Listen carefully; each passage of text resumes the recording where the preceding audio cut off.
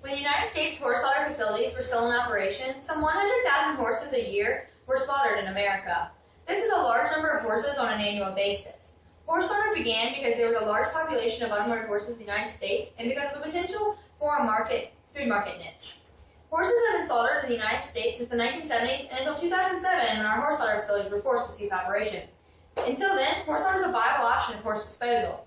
However, the pending American Horse Slaughter Prevention Act, Senate 1176/HR 2966, the question is whether or not our horse slaughtering facilities should be reopened to accommodate this influx of undesired horses.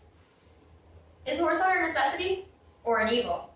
When looking at the reopening of the horse slaughter industry in the United States, we must look at the social, humane, and economic facets of the issue.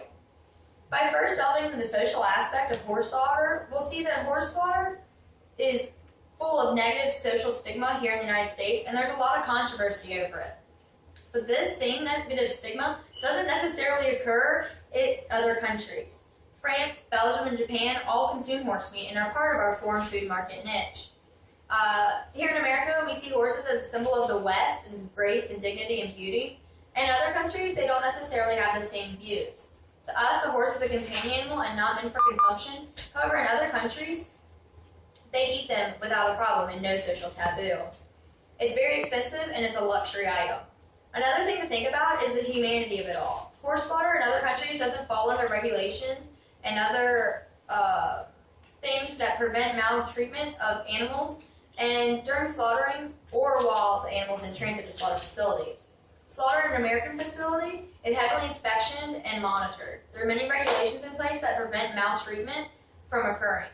Horse slaughter in other countries, while even though it's a really much cheaper option, the lack of regulation and inspection involved, ours, it's more detrimental to theirs, but in our facilities, we have a lot of regulations, so the horses are treated a lot better. While slaughter is cheaper in other countries to carry out, we also have to look at the revenue that horse slaughter brought in. It created $65 million worth of revenue and over 500,000 jobs annually when our facilities were in operation here in America. This is a really significant number.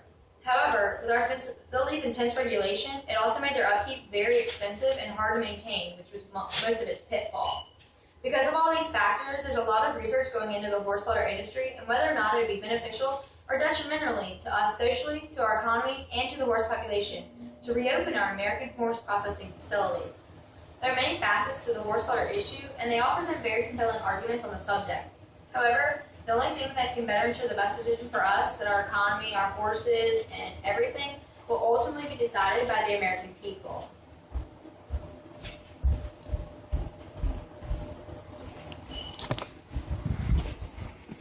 Okay, ready? Oh, it's blurry. All right, Jesse and Brian and Mom.